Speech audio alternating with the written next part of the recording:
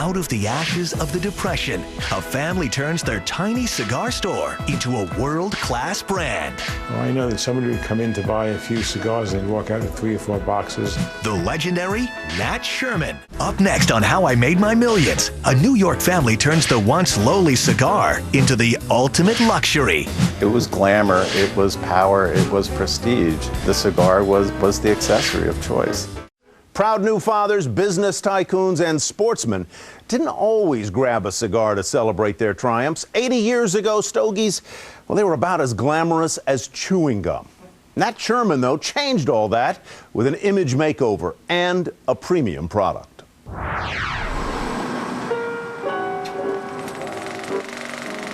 Nat Sherman opened his small cigar store in New York City in 1930, at the depths of the Great Depression.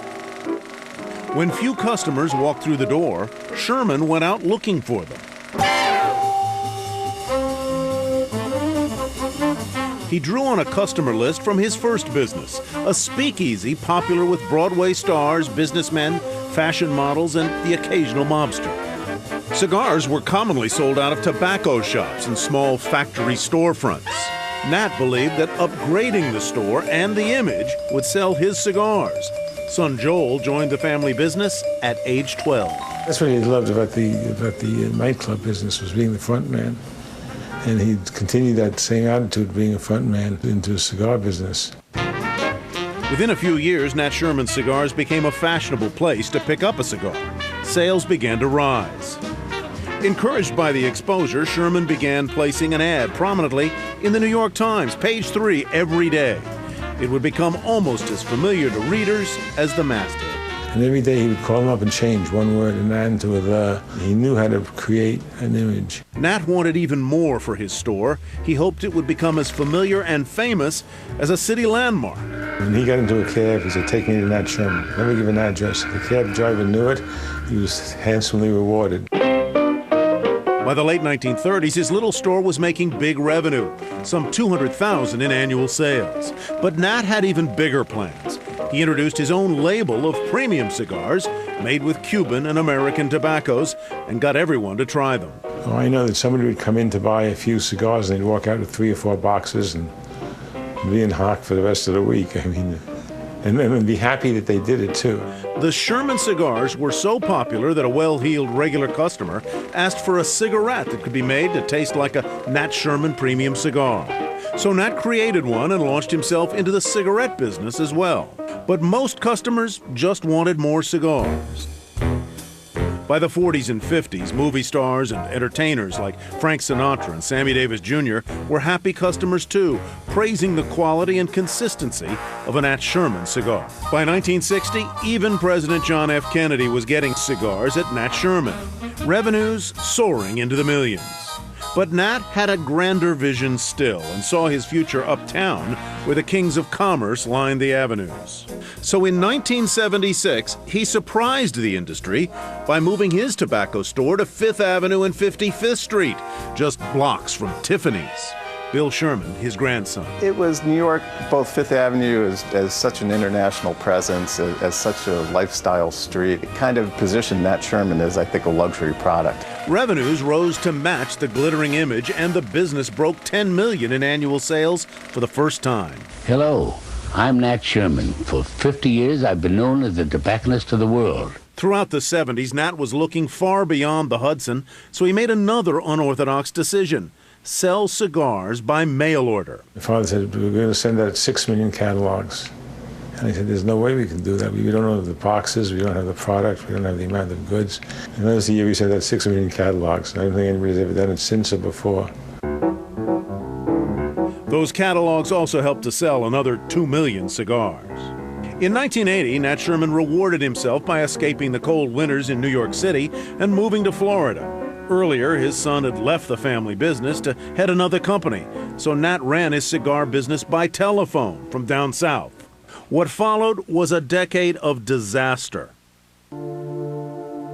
Cigar quality plummeted, sales dropped, revenues dried up.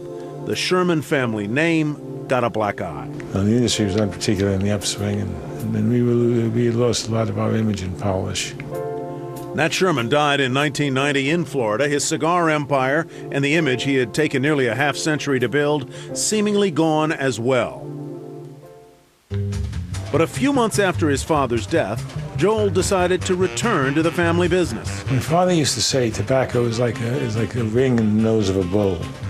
I mean, when you have it, it leads you, it draws you. Joel, along with his own sons Bill and Larry and his daughter Michelle, set about to restore Nat Sherman to its previous glory. My father used to call me a Boy Scout. I always believed in trustworthy, loyal, helpful, friendly, courteous. Joel began by visiting the plantations and factories where the Nat Sherman smokes were made. He wanted to learn how to make quality cigars with new blends of tobacco. There's no book written on how to grow tobacco. You have to walk through the field every day. You have to check what's going on. You have to sense it. You have to know. Same thing when it's curing in the barns. There's no instrumentation that will tell you if it's right or wrong. You feel it, you smell it, you touch it, and you learn by experience. Within a year, Joel and his family had introduced a new line of premium quality cigars. Next, Joel decided to shake up the way they were doing business and move the flagship store, this time to 42nd Street, so they could create a massive 7,000 square foot palace for customers to sit and enjoy cigars. As in his father's original store, celebrities, sports figures, and politicians were soon regulars. 2 years later, in 1994, the biggest cigar boom in history took hold in the U.S. Demand surged, but the Shermans were determined not to compromise their hard-won quality and consistency. There were a lot of cigar companies that came up quickly during the mid-90s, and they'd make this product available all over, but it wouldn't have any consistency to it. We turned away a lot of customers on the wholesale level because we just said, listen, we can't make enough cigars and keep the quality. Still, revenues continued to climb well above $10 million a year. Then the Shermans turned to distribution. They wanted customers far beyond 42nd Street, but wanted those new customers to enjoy the same kind of personal attention available at the flagship store. We've built a national distribution of people, not brokers, but actually work for Nat Sherman as salesmen, saleswomen, around the country, calling on these establishments, as part of the family. Within just a few years, Nat Sherman cigars went from being sold in 2,000 outlets to over 20,000 in the U.S., Europe, and Asia. But in 2005, the family learned that after 16 years, they would lose the lease on their legendary store. We were forced to look for a new home very quickly. Joel and his kids eventually looked right across the street for a solution. In 2007, Nat Sherman moved into an elegant emporium of cigars. Many of their prominent customers followed, buying private lockers to store their favorite smokes. It looked like it's been here since 1930 when we went into business. And a lot of people say, oh, I remember when my grandfather came here in 1932. I'm like, that's great, we're wonderful. In the last 14 years, Nat Sherman Incorporated has enjoyed a steady annual growth rate of at least 10%, sending revenues soaring to a reported $100 million in 2010. For the Shermans, however, cigars are more than a business. They're a legacy and a family tradition that will continue to stand the test of time. I believe cigars are here to stay. Even in this anti-smoking era and all it's a product that people like. It's a product that brings solace and happiness and joy and comfort. The Shermans have recently added the ultimate experience for cigar aficionados. For a price, the company will take you to its factory in the Dominican Republic. There, you can create your own personal tobacco blend and get cigars rolled, boxed, and shipped home just for you.